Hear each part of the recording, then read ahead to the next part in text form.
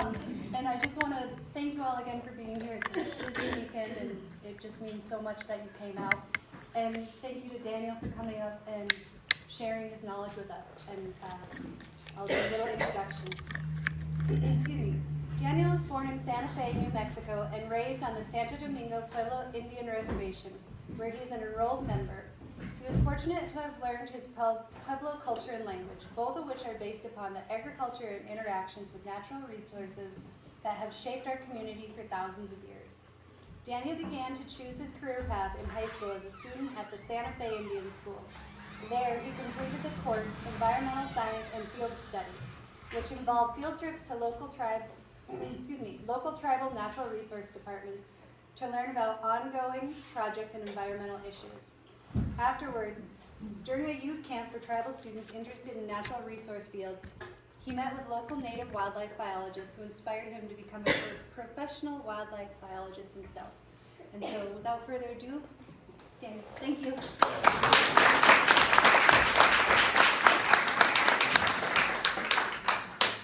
Clicker.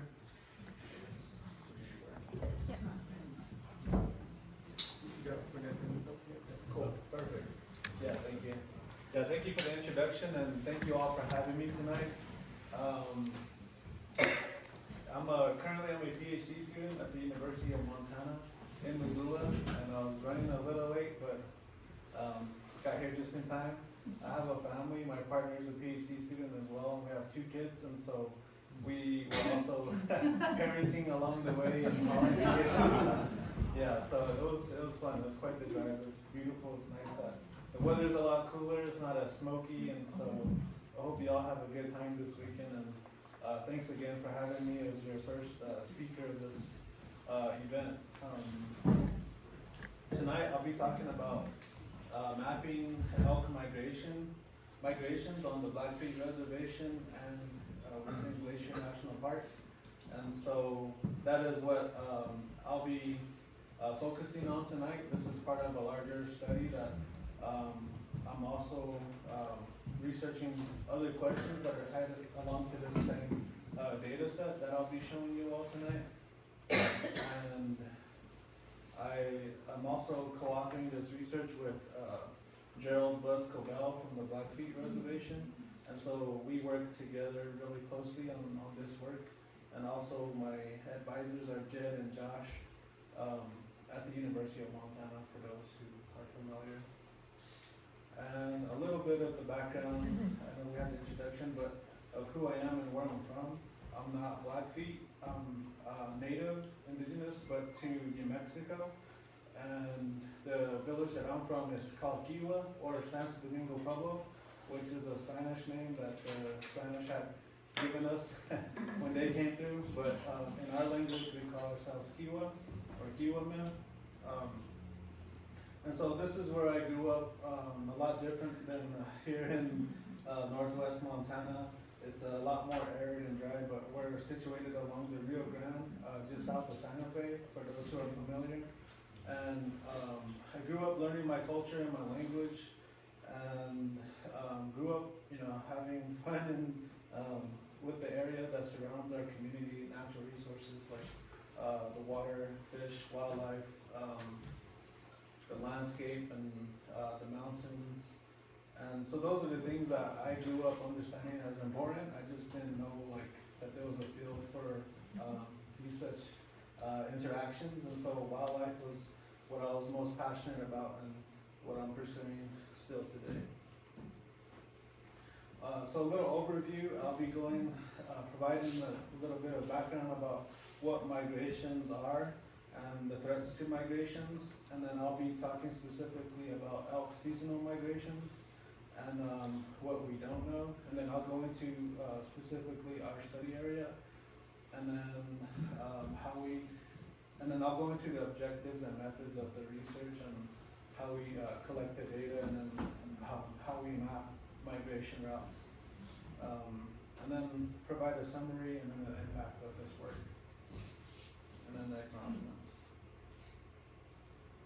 And so annual migrations, what are migrations, right? It's seasonal movement. It's a very unique movement strategy that wildlife display seasonally, and so this could be anything from birds to fish to ungulates, and often occur in very harsh environments where either it's very warm or very cold in the winter times.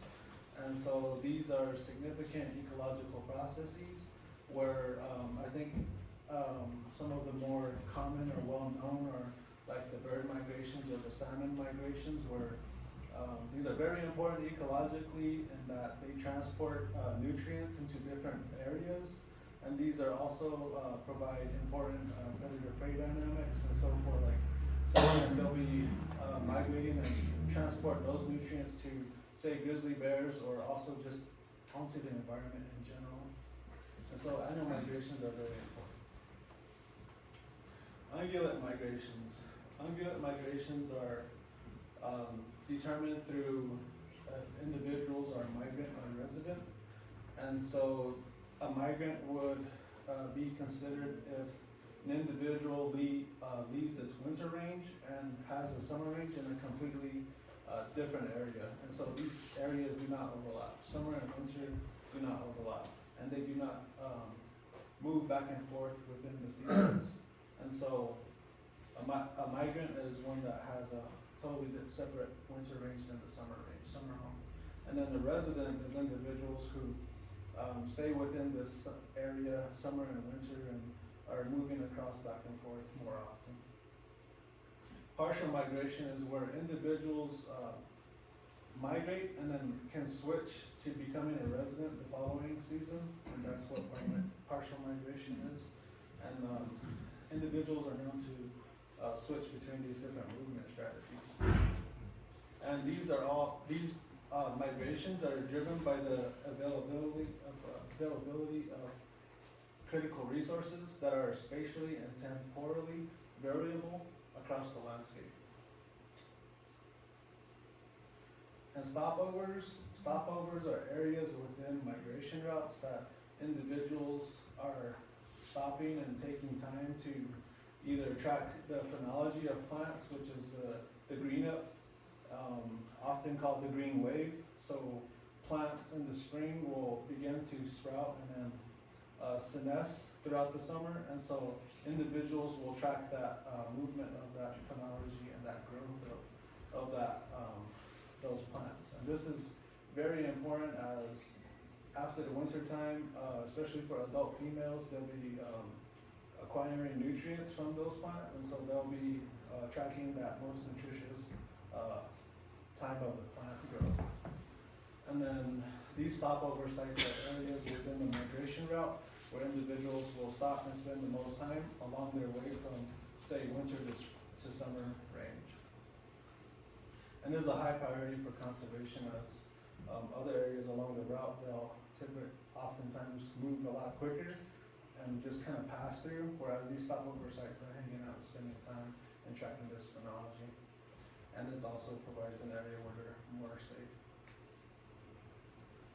And of course, there are threats to ungulate migrations. A lot of these threats are due to humans and human development. Oftentimes, there are objects like roads, fences, recreation, different types of recreation, and so these are often threats. Or these are the most common threats. And then roads often have different traffic levels, and so there's different types of levels of threats to ungulate migrations. And animals could be hit by vehicles or in fences. Animals could get tangled up in fences, and so we want to learn more about migration so we can mitigate these threats. And then there's also bottlenecks. There's landscapes that have natural bottlenecks, where there may be canyons and rivers that sort of funnel individuals through this bottleneck, but also roads and fences are also creating these types of bottlenecks as well. Here I have a video of elk crossing a fence, and this is not in this area specifically, but closer to DePoyer at the Boone and Crockett Ranch. A a lab mate of mine has cameras out there and has a video of this herd crossing this fence. I'm not sure if we can play it, but I'll try to. Let's see. There we go.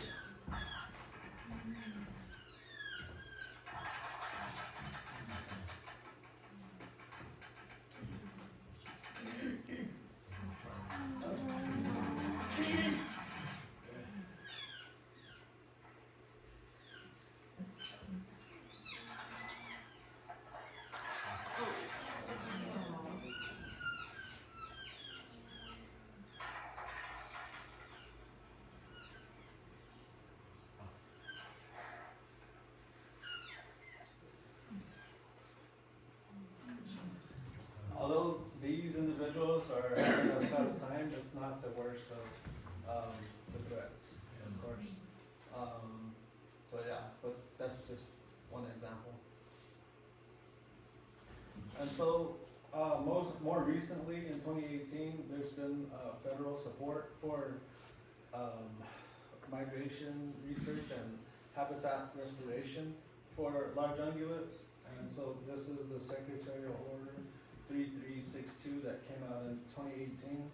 I'll read the first sentence of this, the purpose of it, and this order directs appropriate bureaus within the Department of the Interior to work in close partnership with the states of Arizona, California, Colorado, Idaho, Montana, Nevada, New Mexico, Oregon, Utah, Washington, and Wyoming to enhance and improve the quality of big game winter range and migration corridor habitat on federal lands and under the management jurisdiction of this department in a way that recognizes state authority to conserve and manage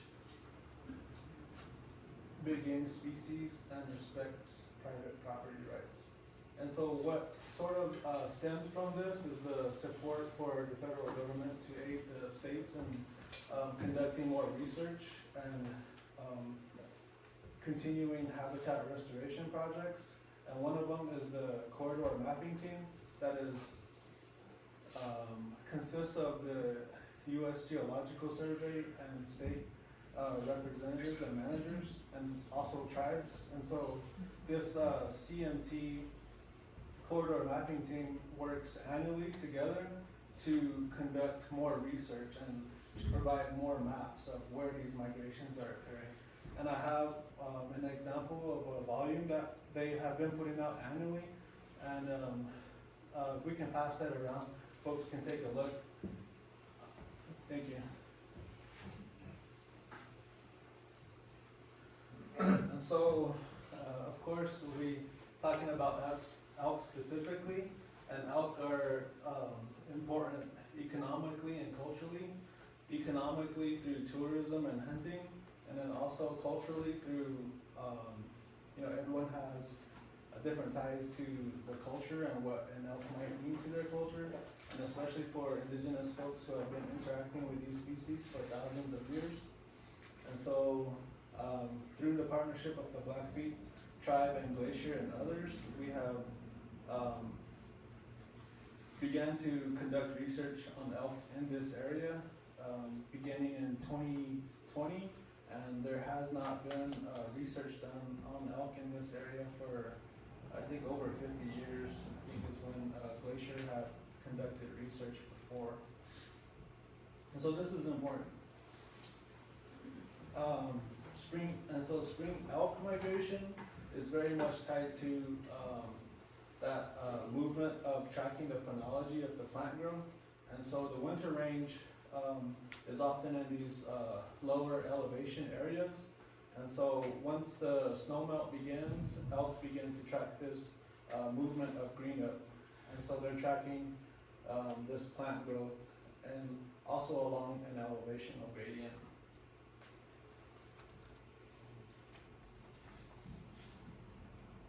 And fall migration is often tied to the extreme weather, where snow and colder ambient temperature will drive and push elk to lower elevations, and so that way they won't have to be in the deep snow and often pursue forage that's available and often of low quality, but is very predictable.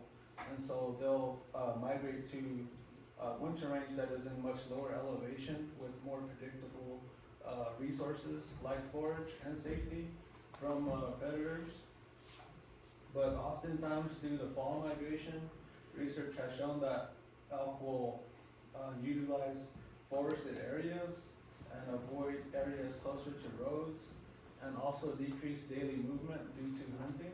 And so that's the reason why elk, you may not see as many elk during the fall as you would during the spring, and often select areas restricted to hunting. So this is mostly in areas where elk are hunted, where these types of behaviors are being displayed.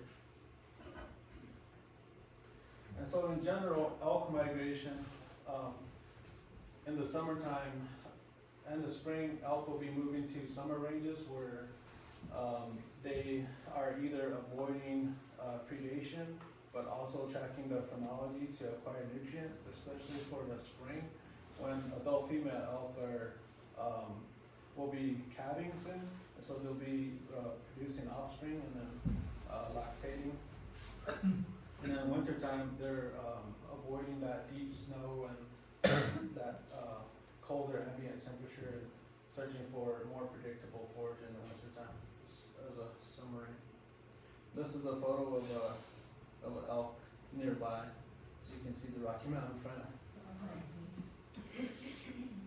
And so my research questions that are tied to this data that we have been acquiring are originally driven by the Blackfeet and their managers, and also Glacier. But we are wanting to know, are elk in this system migratory or partially migratory? Where are important seasonal movement routes or migration corridors located? If elk are migratory or partially migratory, where are these seasonal stopover sites located, and how often are they used? And so this study area includes the Blackfeet Reservation outlined in blue here and is hollow, and then Glacier National Park, which is the blue polygon there, and then also parts of Canada, Alberta, Canada to the north, and then Lewis and Clark National Forest to the south, and also parts of Depoyer. That's the whole area that encompasses the research that I'm conducting.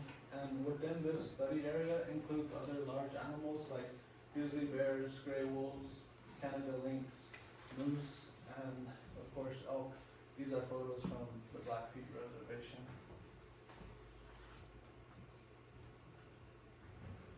And so what we believe are threatening elk migrations in this area are anthropogenic barriers, which is human-made fences or roads.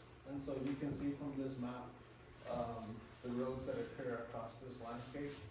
And fences are tough because they're so common, and they're so common that we do not keep up with the mapping of them. So that's difficult as well. And so here is a map of the Blackfeet Reservation, and where wildlife managers thought that or believed that migrations occur for elk. And so this was provided before we started collecting data, and so managers did not have a ton of contemporary information on elk ecology, and so this was the predicted routes that elk are taking from Glacier onto the Blackfeet Reservation. Glacier's in blue. It's not a water body. It's just a polygon for the park. And then on the right in white is the Blackfeet Reservation. And here's where St. Mary Lake would be in Lower St. Mary.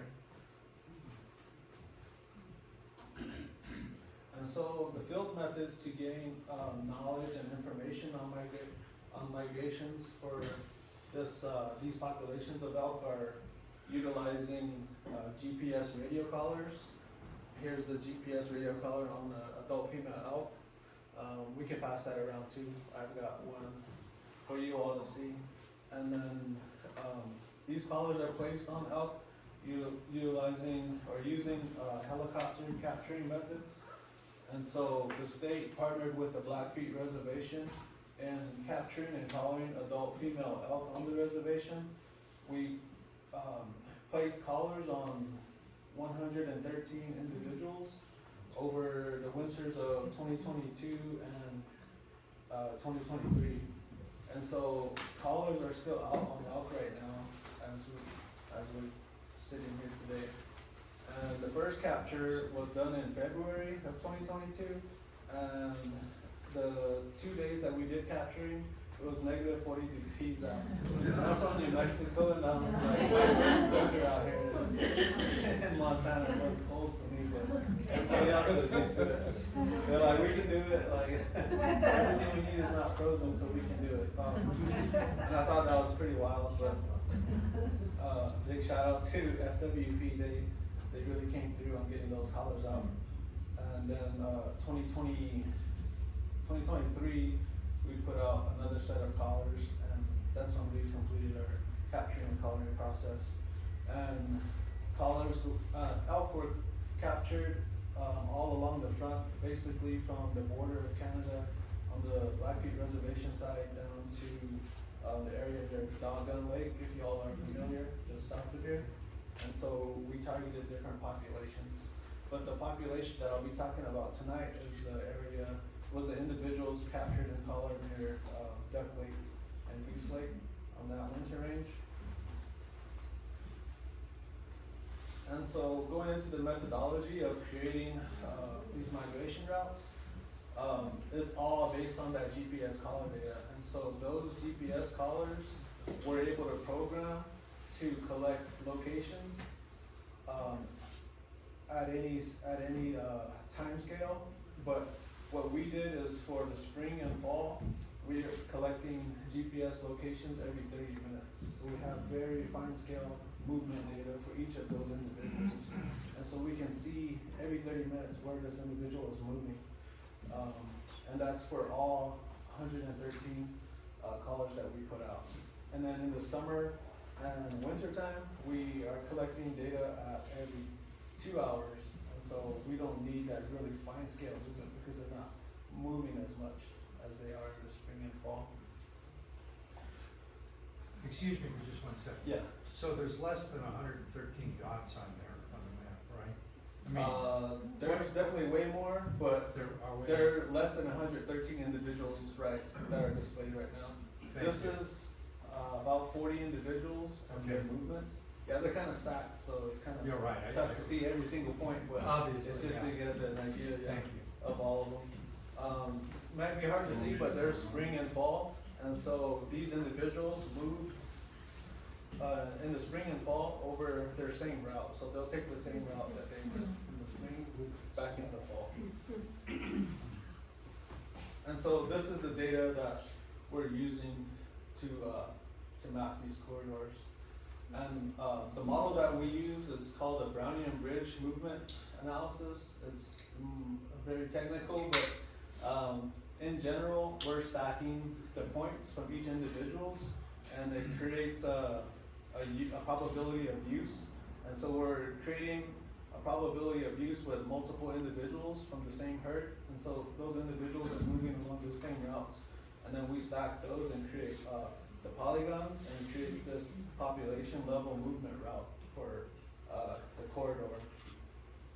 And then we also use this information to estimate stopovers, where those individuals are spending time along that route. This here is net square displacement movement. And so this red here is the winter time, and so these individuals are on this individual's on the winter range, but then come spring, right here is July, and then right here you can see where that net square displacement increases for this individual, where they're traveling further and further from that winter range until they get to summer range, and then it flat lines here, and then that's all summer, and then they'll make these large movements in the fall, and then they're back on, she's back on the winter range. And so I went through every individual who is a migrant and found when those movements occurred, and then utilized that movement to stack those points and then create the population level estimate. And for reference, this is the Blackfeet Reservation here, where Duck Lake and Goose Lake are up here, and then here's the Canada border. And you can see that the summer range is further west into the area of the Continental Divide. And at the furthest migration, an individual traveled 30 miles, and so the max would be 30 miles, and anywhere in between to like 10 to 30 miles in between. And so these summer ranges occur within the park, and some individuals are staying on the reservation and not making that big of a movement, and so they have different strategies. Just to reiterate where the Blackfeet department thought that migrations were occurring is this map here on the left, and you can see that this mapping of the migration using the collars pretty much matches it exactly. And so the importance of the collars and doing this current research, it allows us to get finer detail in when these migrations are occurring, when they start and when they stop exactly per individual, and where exactly they're moving and where exactly those stopover sites are. Previously, the tribe does and did continue to have that knowledge, but utilizing the collars, we're able to show that with these maps here. Yeah, I thought it was fascinating. I thought that was really cool. And so these polygons here are separate from the lines and the points. This just shows the probability of use. And so on this left-hand side, you can see the probability of use. The yellow is medium, and then the purple is high use, which is considered the stopover sites. And so you can see areas where the elk are utilizing those stopover sites to slow down during their migration and forage more, or are more safe, and are not traveling as quickly through this corridor. And zoomed in here is the area near Bab, which is what I thought was interesting personally, because they're crossing over from the Duck Lake, Goose Lake area, and they're sort of being funneled in through this area by Bab. There's the old airstrip there, or I don't know if it's still used, but they're being funneled in that area, likely naturally, but also as a result of development on either side as well. And then from there, they'll continue west and into the park, southwest along the lake. And then as St. Mary, individuals make a decision: do I go right of the lake or do I go left of the lake? And it's pretty interesting to see, you know, individuals that go right and stay north, and then other individuals that go south of the lake. And then sometimes individuals will cross the lake. And we know that because there's GPS points in the lake. They'll cross or avoid, you know, backtracking. And it seems pretty common. I thought that was fascinating as well. But you can see zoomed into the area of Bab where that sort of pinch point occurs along their movement, and then there's these stopover sites immediately as they cross over, which is stopover sites for both spring and fall.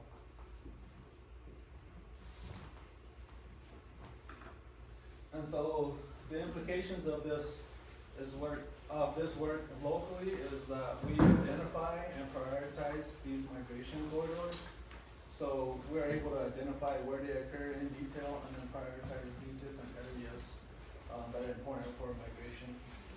And then we can also identify and mitigate anthropogenic barriers and their impact to elk movement. And so for say those roads or fences, we can create more wildlife friendly fences, or put you know, different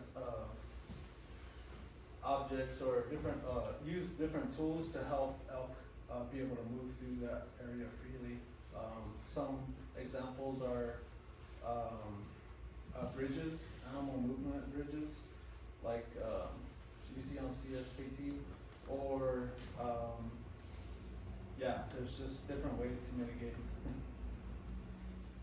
And the broad implications, which I have not done yet, but I'm going to continue further with the migration research, is that this information may help us understand the underlying mechanisms that are driving the reduction of migratory behaviors. Migratory behaviors are important for that predator-prey dynamic and that transfer of nutrients. And so it's very important that where these migrations occur, we help to sustain them.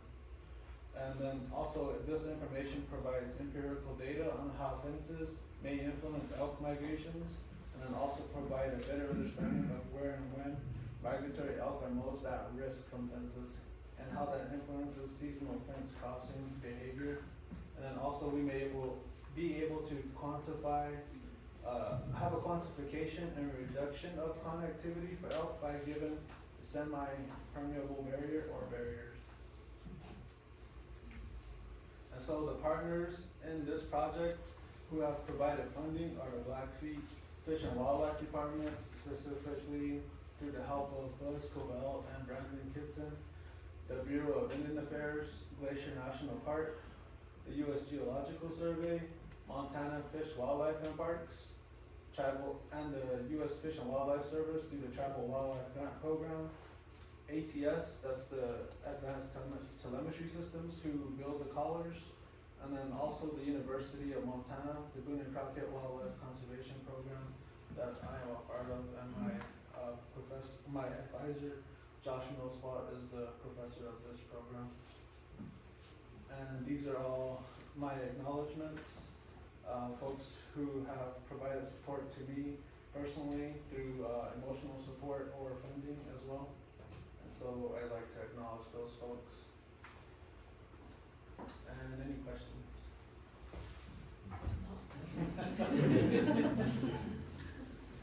You want me to go through the questions? Or? Yeah, okay. Raise your hands. Okay, here.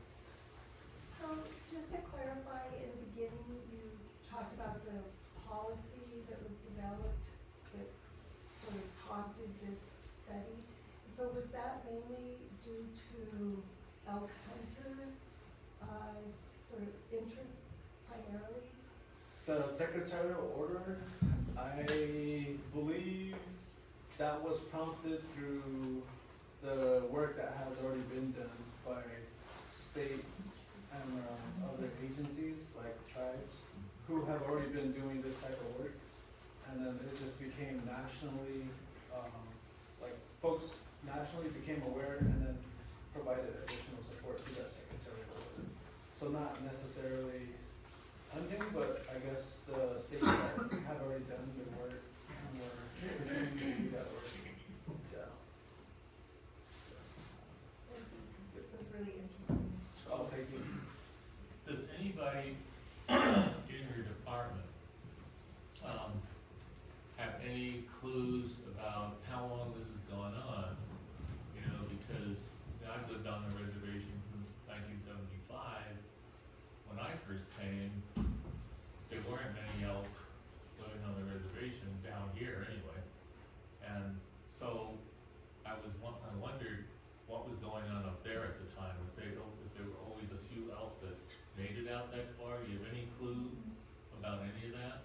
I personally don't, but I'm sure the tribe does. I've only been here since 2020, but looking at some of the historical data that they have, they've been conducting aerial surveys for some time, and they've always had elk. I just don't know, more personally what they know. Yeah, I've kind of just taken on this study when I got here. Has your study looked at and mapped any of the bison fencing on the reservation? Because there's miles and miles and miles of bison fencing, and a lot of it is where these elk are migrating. Are you looking at that? Not with the migration migration movements right now, but I will, investigate that further with the winter range. I just don't have that information yet, but it'll be part of the work for sure. How long does the collar stay on, and do you take them off, or do you just wait for them to? The collar life is based on the battery life, and so there's batteries in them, and so it depends on how frequently locations are being recorded. And so if you got a really high intensity, you're taking locations every 5 minutes and they're sending, then the battery power goes out a lot quicker. But if you're taking points every 2 hours or 4 hours, they'll last a bit longer. Generally at 2 hours or 4 hours, maybe 3.5 years. But with the intensity of the points that we're collecting right now, it may be shorter. Yeah, and then once those batteries die, they'll remain on the animal until whenever they die. But yeah, those collars are very important because we're also able to get mortality information, and so we know where individuals die. So once the collar does not move for more than 6 hours, then it'll send an alert, and then we'll get the location and the time of where that individual had died. And so, like a couple weeks ago, I got an alert on my phone, and it came through on a text message that says, this serial number collar has a mortality, and it showed me the location. And luckily, I was here, and I was able to pick it up pretty quickly. We got to it within 2 days. And so that collar may have been moved around a little bit while, either grizzly bear was preying on it and moving the collar, but then once it was still, then I got the alert and we were able to get to it pretty quickly. And that information is useful to determine the cause of mortality. A lot of times we can't determine that either. It may be in backcountry areas where we cannot access it pretty quickly, but if it is in an area where we can get there pretty fast, it's really good information. How often have you observed what might be called a mass migration, where a large number of elk tend to migrate at the same time, and oftentimes as a group? Does that occur? And what would be the factors that would cause something like that? Yeah, that could occur. I personally haven't seen that, but I have placed cameras along their migration route, and you can see that individuals do move at different times from the winter range. Oftentimes you'll have individuals that'll move a lot sooner and leave earlier, and then individuals that'll leave, kind of in the middle, and then some that'll leave later. Those are the types of questions that I'll be asking, and like why the timing, why is there a difference in individuals that are moved earlier or later? Is it because of age? We also have the age information from these individuals. We're able to get age for all of the individuals that we put collars on. And so we can look at if it's either the younger ones that are leaving early, they may not know that there's another storm that's gonna come in a little later in the spring, and so maybe they're naive, or if there's older ones that know that, okay, I need to leave later because there's some late storms that occur as well. And then, because individuals could leave early and they spend a lot of energy on that movement, but then it snows again and they have to go back. So it just, we don't know what the cause is specifically, but we are investigating that for sure. Okay, I'll shoot someone on this side, right there. You've indicated that the average range, winter to summer and summer to winter, might be in the vicinity of 30 miles. Do you have data as to what the elevation change is? Right, yeah, we do have elevation data, and we're collecting that from all of the points right now. And so I don't have that information right now to tell you, like, summer is this and winter is that, but I am actively collecting that data, and I'll have that towards the end of my dissertation. Follow-up question is, do you have a sense of what kind of environment the winter range is? Is it along creeks and so on? The winter range is more open and flat, and it's or more open prairie, and a lot of this winter range in this area is pretty windswept, and so when it does snow, the wind typically pushes it off, and so they're still able to access that forage. Yeah, so it's pretty, I guess, typical for winter. Do you have any idea of other studies, vegetational studies, that are looking at the impact of invasives on the quality of winter range? I know in Banff National Park, there's Dr. Hebblewhite, who is from University of Montana. He's conducting a lot of research right now. It's been ongoing. He's got over 20 years of data, and so he's trying to wrap all of that information up to get more at the climate change effects, but also the invasive species as well. For the reservation, I don't know of any of that information right now, but I know there's other folks who are actively collecting veg data in the park. What percent of the population is resident versus migratory, and do you think that's changed at all over time? Yeah, I think that does change as population fluctuates. So just the population in general will, won't stay the same, but is more static. But also from the callers that we did put out, majority of them were migratory. I don't remember the percentage offhand. I still have to analyze this year's data. So I'll have 2022, 2023, 2024, spring, fall of each of those years. But in general, out of the 56 that we had in this herd, about 40 of them were migratory.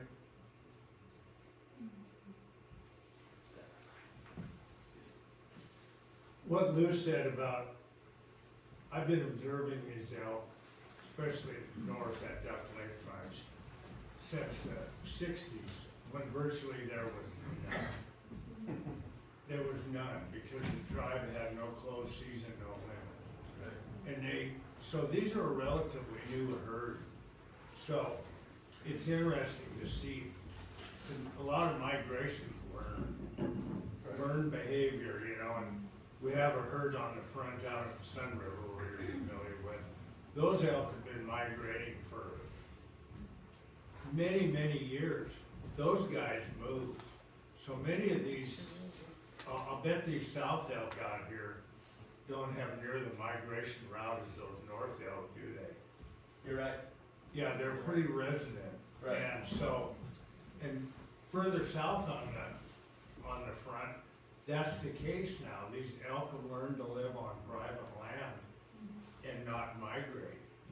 I remember in the 60s, there was about, at Depuyer Creek where you were talking about Boone and Crockett, there was about, in the winter, I went with a fish and game biologist, and we counted 220 elk. Those were all migratory elk. They came out of the middle Florida Flathead. That doesn't happen anymore. Those elk all live right there nearly year round. So they're residents more than migratory. So it's pretty cool to see those Duck Lake elk are moving. Right. And as time goes on, I'm sure they're gonna move more. Definitely. As the learned behavior becomes. Yeah, that's a Because good if point. you wipe that learned behavior out, they don't know what to do. Right. And that's part of why they're so localized south of here, because all the leaders have been killed off. Yeah, that's a good point, and I like that because, like you said, I explained earlier, we have elk collar down to Doggone Lake, and those individuals are more resident.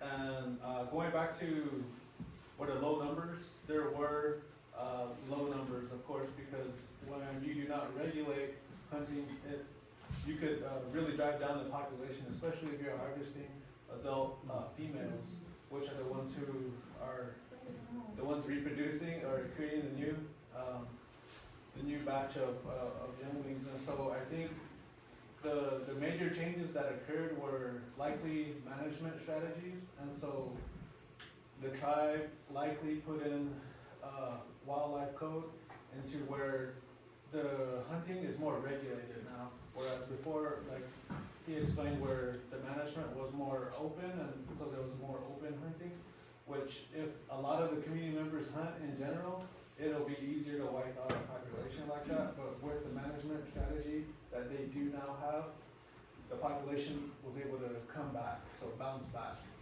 And luckily, maybe not a lot of those individuals who had that migratory knowledge were not killed, and that information was able to be passed on. There's been more recent research that do explain that that information of when and where to migrate is passed down culturally, generation to generation. And so it's really cool to see that. And I think that the landscape in this too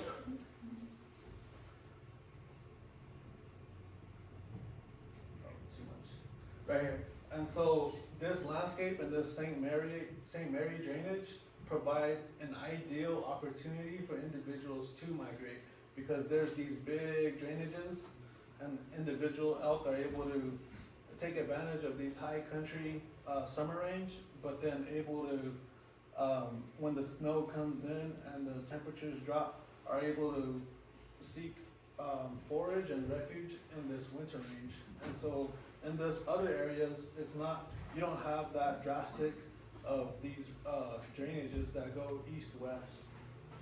And so I think that's one of the drivers of that migratory movement up in this northern area, is those big drainages that we can see when you're driving up St. Mary. In 1968, I was on a seismograph crew.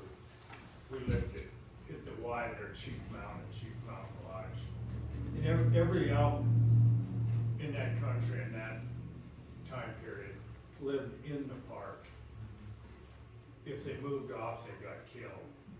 And it was a pretty rough winter in '68, and we were bulldozing the roads in through the snow. Wow. To get through there, and there was 13 head of elk that were hanging in the park, and they were being watched pretty closely, and this was in January or February, I think. And before we pulled out of there, they killed every one of them. They killed them on the reservation, so it was all legal, Right, but there was no regulation. right. Yeah, regulations are. So maybe those ones that are migrating so far are remnant of some of those that used to live in the park and have learned, where they don't get harassed as bad. Right. Yeah, it's easy to pick on this area, local, as overhunting or the effects of hunting, but this happens across the country. And so when I'm talking about these avoidance of roads, forested areas, decreased daily movement, selecting areas restricted to hunting, that's been seen across the country. And so elk know and how to survive so well that they know where those boundaries occur and where they're safe at certain times of the year. And so they won't move until they're really forced to move across that that boundary. Yeah. Let's take one or two more questions, Gina and then Peter, and then we'll wrap up and do social Sorry. hours. So in the spring, do you have a good idea like when they start to move? Like April? Yeah, Or- April. It'll be just before the calving season. Currently, I'm really focusing on the parturition resource selection of these elk, and so I've been really focused on that. But I've mapped these corridors out. But elk, these adult female elk will migrate just before giving birth, and oftentimes they'll give birth along the migration route. And so they're moving and then giving birth and then continuing on. Yeah. So it seems like that would be a good argument for, it's nice that Glacier National Park is seasonal, because if it was open earlier, you would have more So trouble, much traffic. right? And Yeah. and then that would be something you'd have to mitigate to Right, get these to keep continuing, right? True. Yep. Yeah, luckily in the spring when they do migrate, there's not as much vehicle traffic on those Yeah, roads. right. Peter? Daniel, thank you so much for coming and for the research you're doing. I think, I hope it's something that gets replicated across the front of the ecosystem. As, we have some knowledge, but we have a lot of limited knowledge on these migration routes. And the work that's been done in Wyoming with the Wyoming Migration Initiatives has really unveiled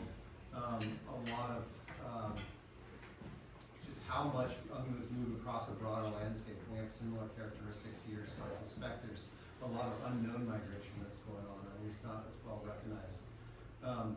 My question on this is, I know you also collared some elk here south of East Glacier, and I think you said maybe a bit further down on the front as well, but have you noticed with your collar data any movement between these different elk herds? Are there any exchange of individuals, or the populations, from what you've seen so far, based on your 113 elk,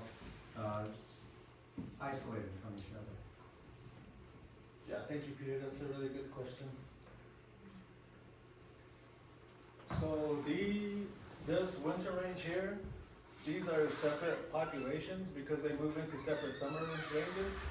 And what's really cool is all of these herds come together on the winter range. And so they're congregating together, mixing of herds on the winter range, but then in the summer they move up into separate summer ranges. And a lot of these individuals do not travel down. I've not seen any individuals travel down to mix with these ones here, but it could be just a limited sample size that we have. But we've also got a Pike Lake herd here that we've got collars. We've got individuals right here in Cutbank Creek, and then we've got the Doggone Lake. What was really interesting is that the Doggone Lake herd individuals were all captured and collared near Doggone, but then the following winter there was 2 individuals that left that winter range and went to winter near the Boone and Crockett Ranch. So we don't know how many are doing that either, but there were 2 that did do that. And they went south, not They went north. south, yeah. Yeah. I can, okay. Well, thank